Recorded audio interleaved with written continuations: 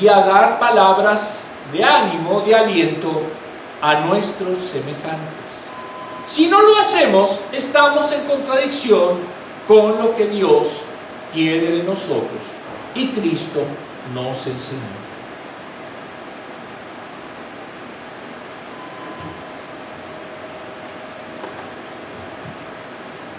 Versículo 10. Es una incongruencia de que una misma fuente salga bendición y maldición. Dos cosas contrarias y absolutamente contrapuestas. El problema está en emitir maldición, en no considerar a todos como prójimos, sino solo a los judíos o sus seres más cercanos. Es despreciar al resto llamándolos pecadores. No debemos despreciar a los enemigos, como lo pregonó Cristo en Mateo 5:44. Es amarlos a quienes no eran merecedores de serlo. ¿Nos cuesta trabajo? Sí. ¿Lo hacemos? A veces no. Desglose. Ningún hombre puede domar la lengua. 3:8. Podemos utilizarla para el bien o para el mal. Se prueba con lo incongruente que somos con nuestras palabras. La usamos para bendecir a Dios y para maldecir a sus criaturas, hechas a su imagen y semejanza. No debemos mentir o chismear sobre los demás. No debe ser así, versículo 10. Podemos estar tentados a hacer mal con la lengua.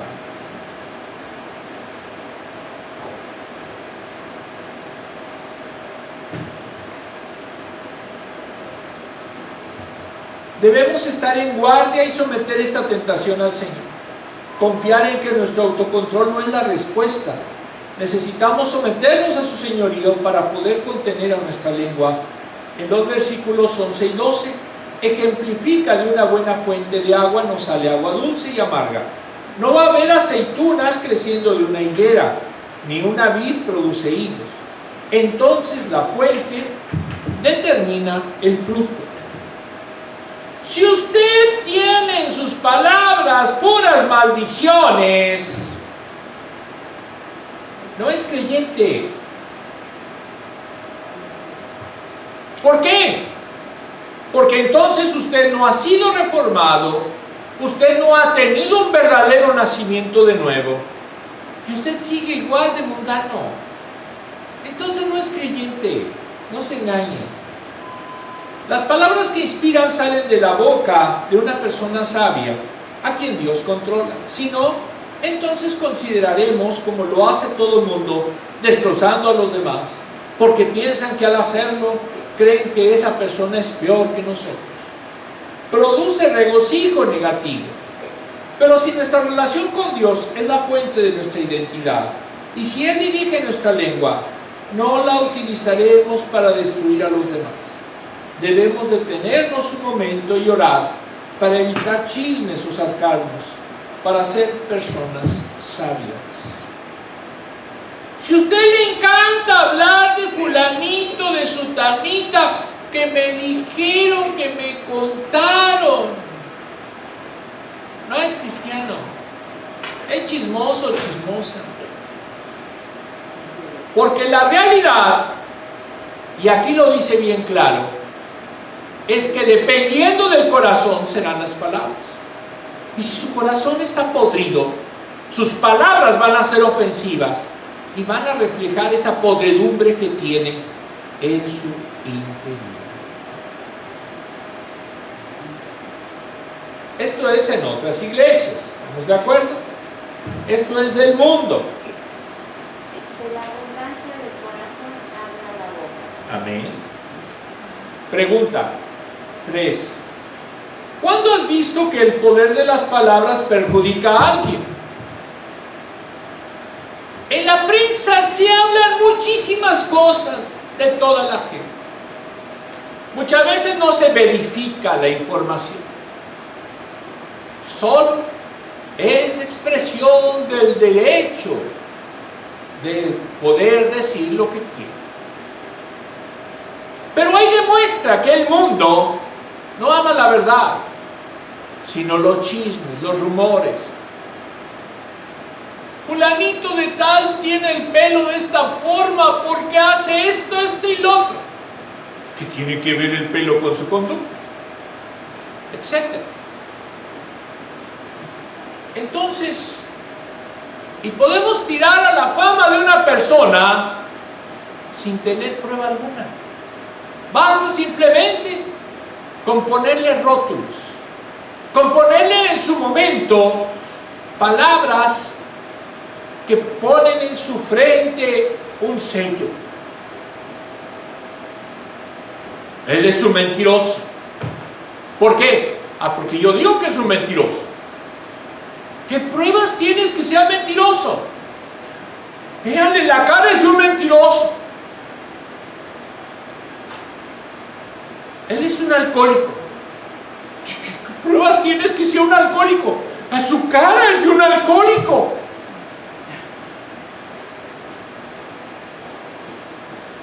Había un autor en criminología que se llamaba Lombroso, y él creía que los rasgos de la persona determinaban el delito o la tendencia a los delitos que uno tenía, lo cual es una verdadera aberración.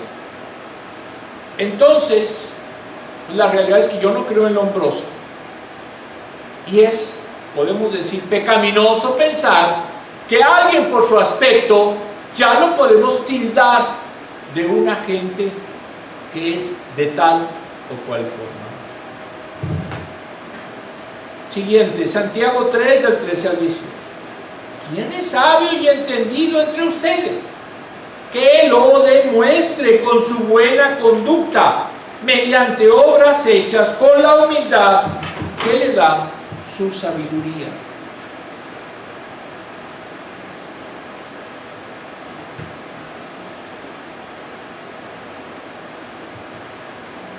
Pero si ustedes tienen envidias amargas y rivalidades en el corazón, dejen de presumir y de faltar a la verdad.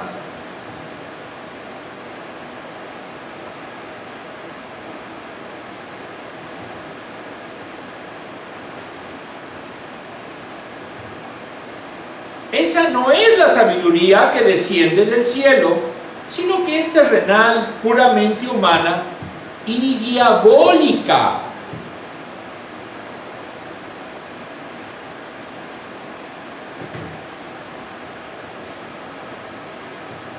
Porque donde hay envidias y rivalidades, también hay confusión y toda clase de acciones malvadas.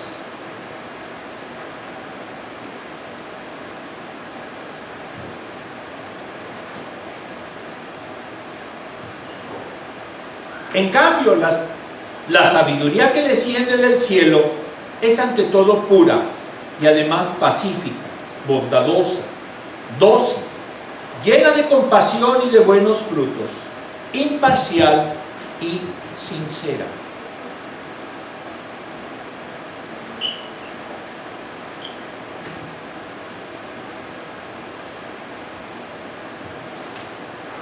En fin, el fruto de la justicia se siembra en paz, para o alternativo por los que hacen la paz.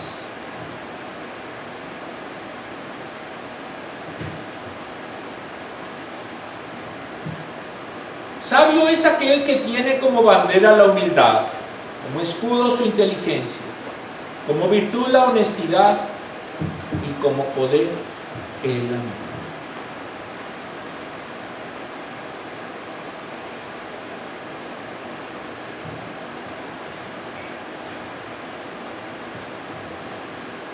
Sabiduría es, según la Cueva, en sentido laico, es un saber que trata de lo esencial, causas y fines últimos del ente. Es un saber que ayuda a considerar lo terreno a la luz de la eternidad. Sub specia aeternitatis, poner las cosas en su sitio, asignándose el lugar que les corresponde en la ordenación jerárquica del universo. Eso es sabiduría. Es buscar las últimas causas, los últimos fines, entender todo lo que es el ente en toda su magnitud y en todos sus sentidos.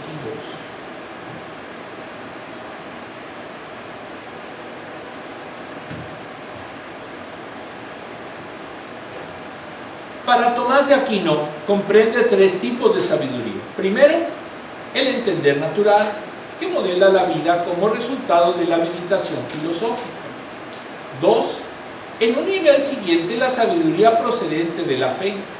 Por ejemplo, saber qué es la salvación, segunda de Timoteo 3:15, y de la ciencia teológica, que ordena las cosas en el conjunto del mundo sobrenatural. Y 3. Por encima de todo, la sabiduría como don del Espíritu Santo. Primera de Corintios 12:8. Experimenta lo divino y va en busca del orden que Dios ha querido en todas las cosas. Es el saber místico.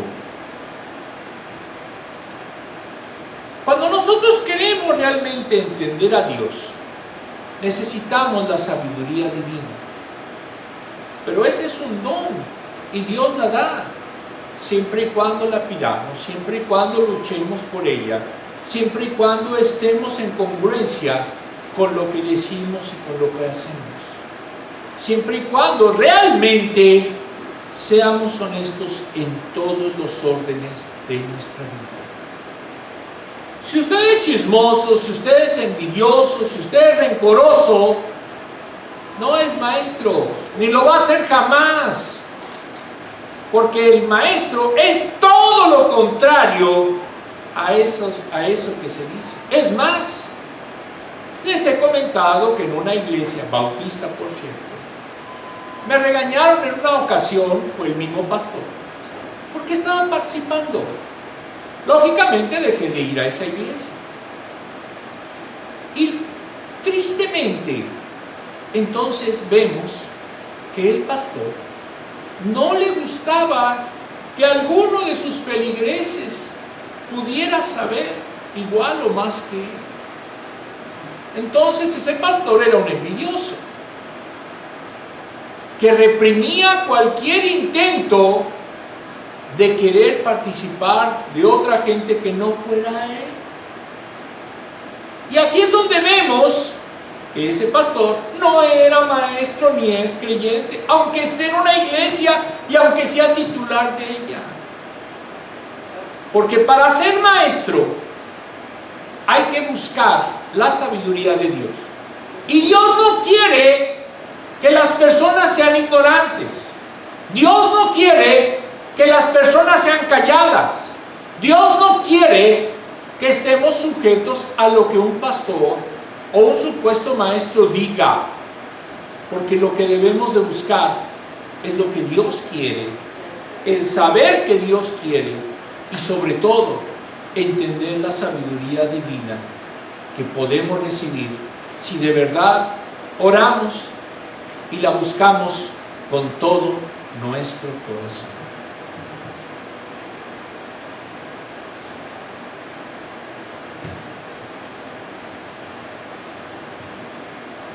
Para Pérez Millós, la verdadera sabiduría es la que mantiene un perfecto equilibrio entre lo que se hace y el modo de comportamiento. Sabio es un maestro práctico con experiencia y habilidad. Son los que tienen conocimiento superior a los demás, capaces de enseñar. Segunda de Timoteo 2:2. No de aquellos que a sí mismos se consideran maestros sin serlo, versículo 1. No eran ni sabios ni entendidos.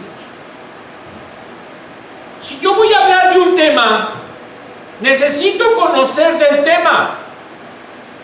No puedo yo llegar a hacer mis ocurrencias. No puedo yo considerarme como maestro si no lo estudio. No puedo yo llegar a enseñar algo si no lo vivo.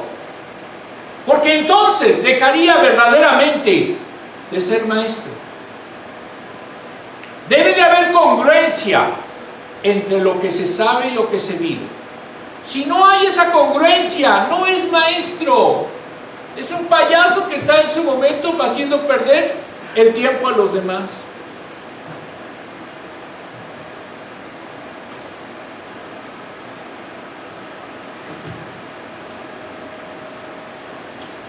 Versículo 13. El maestro sabio muestra evidencia de su don y de su capacidad por medio de su conducta. Son las obras que ponen de manifiesto su nivel espiritual de un creyente. Enseña más con el ejemplo que con la palabra. Primera de Timoteo 4:2. Debe mostrar esa realidad de ser sabio y entendido, lo cual es un mandato. lo debe de hacer de manera cotidiana en la sociedad, familia e iglesia. No es saber mucho, sino vivir de acuerdo a la voluntad de Dios. Gálatas 1:13. Si usted dice que se sabe toda la Biblia de arriba y abajo y la recita, pero su vida no es apegada a los principios de la Biblia, no es creyente. Está perdiendo el tiempo usted y haciéndolo perder a los demás. Y más si usted se cree maestro.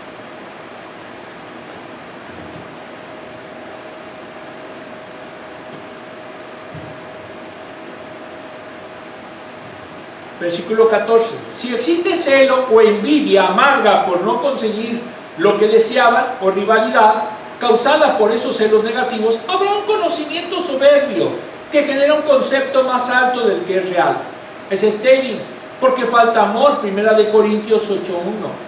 No tiene sabia mansedumbre, no sirve para enseñar a nadie, conforme a la sabiduría de Dios, porque no la entiende ni conoce. 1 Corintios 8:2. Las rivalidades generan un espíritu sectario y partidista. Son jactanciosos, mienten en cuanto a su conducta contra el Evangelio. Los envidiosos, rencorosos, los que no saben ver que alguien en su momento tenga o sepa más y se sienten gozosos de ello, no pueden ser maestros, porque el maestro debe de dar todo de sí en la clase. Si no lo da, no es maestro. Si piensa en su momento que darles demasiada información o darles toda esa información, ¿para qué? Pues no es maestro. Porque el maestro debe de ser, reitero, debe de dar todo absolutamente. Debe de ser excelente desde su preparación hasta su exposición. Y no debe de sentir celos de nadie. Si siente celos, si siente envidia, no es maestro.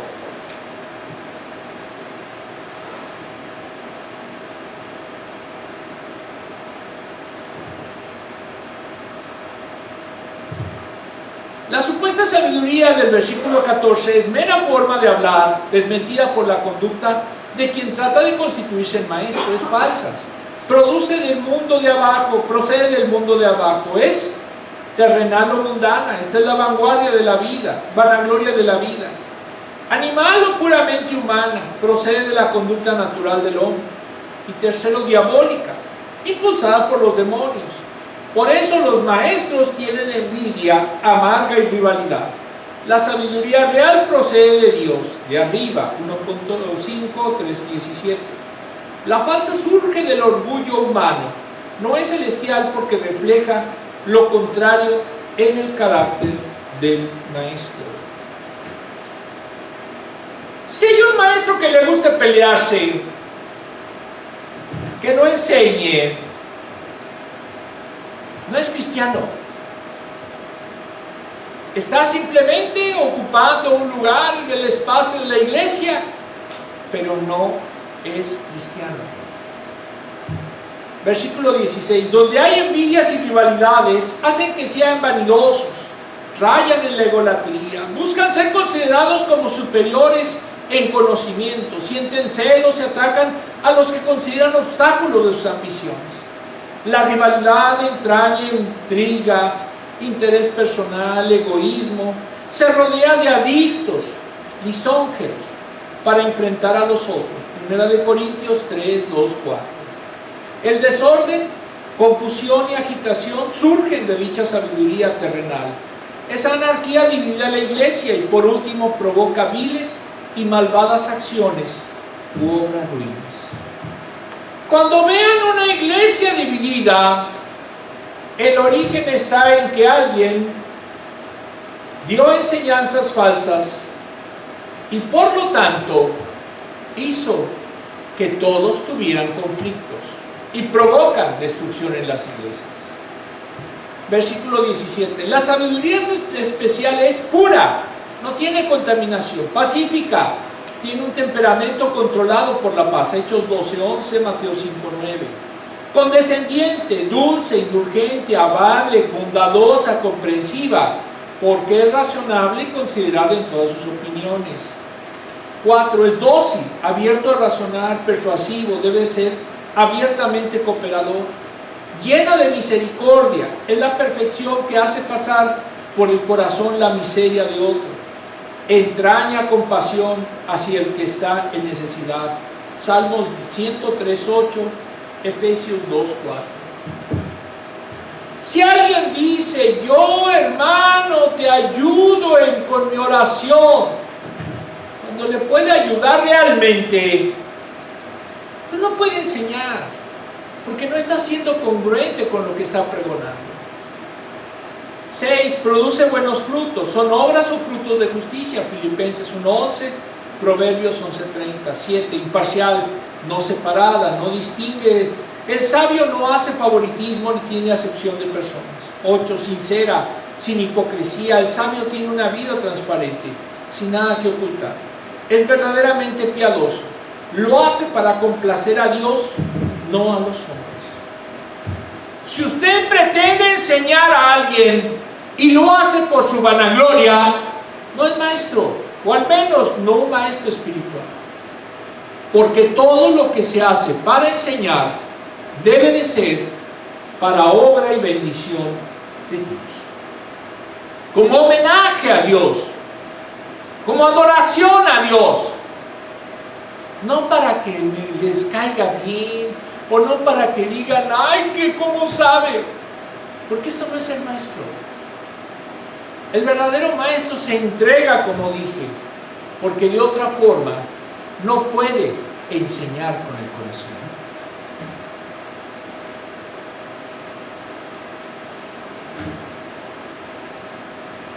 Versículo 18. Exhorta a practicar la verdadera sabiduría. Los pacificadores que siembran en paz levantarán una cosecha de justicia, es decir, producirá acciones de justicia. El creyente debe de ser sembrador de paz, con un ambiente pacificador. Cosechará el fruto de la justicia, porque es hijo de Dios. Mateo 5:9. Puede haber problemas, dificultades y contrariedades. Deben ser reconocidas incluso por el mundo como pacificadores. Segunda de Pedro 1:4. Tiene el carácter del Dios de paz. Primera de Juan 4:17. Experimentan su nueva vida de manera evidente.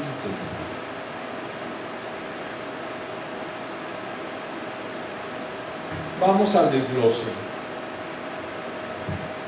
Dios da sabiduría a quien la pide con fe. 1:5-6.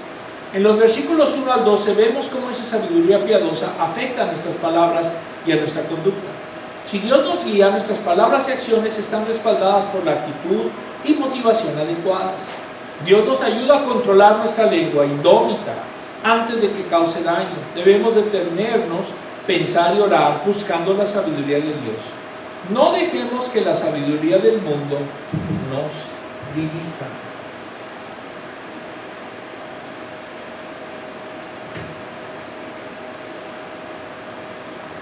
Santiago no menciona lo que es la sabiduría convencional, pero la describió utilizando tres conceptos: terrenal, animal y diabólica. Versículo 15. Si permitimos que ésta nos guíe, hablaremos y actuaremos desde un corazón amargado y egoísta. Haremos lo que sea necesario para salir adelante, destruyendo el carácter de otras personas mediante chismes o aplastando sus espíritus con amargos sarcasmos. Si una persona quiere humillar a otra con sarcasmos, no es creyente o necesita arrepentirse. La sabiduría de Dios se caracteriza por acciones, palabras y actitudes que son puras, amantes de la paz, amables, complacientes, llenas de misericordia y de buenos frutos, mostrando amabilidad y bondad inquebrantables, sin pretensiones, son siempre genuinas y sinceras. La sabiduría de Dios hace posible un discurso y una conducta que le honra.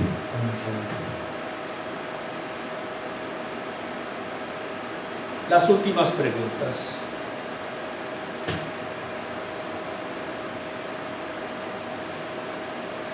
¿Qué fe efecto ha tenido la tecnología en la forma de que usamos nuestras palabras. Todo queda en el Facebook, todo queda en Twitter, todo queda en Instagram.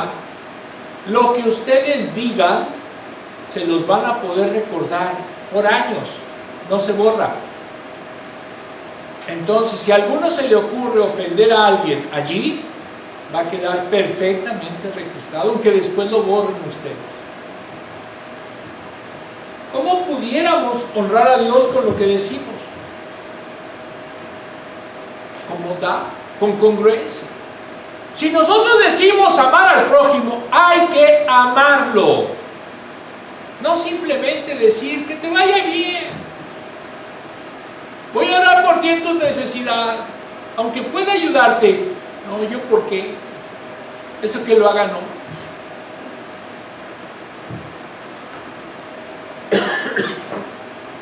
A ver, todos.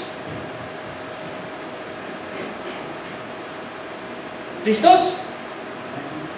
Proverbios 18, 21.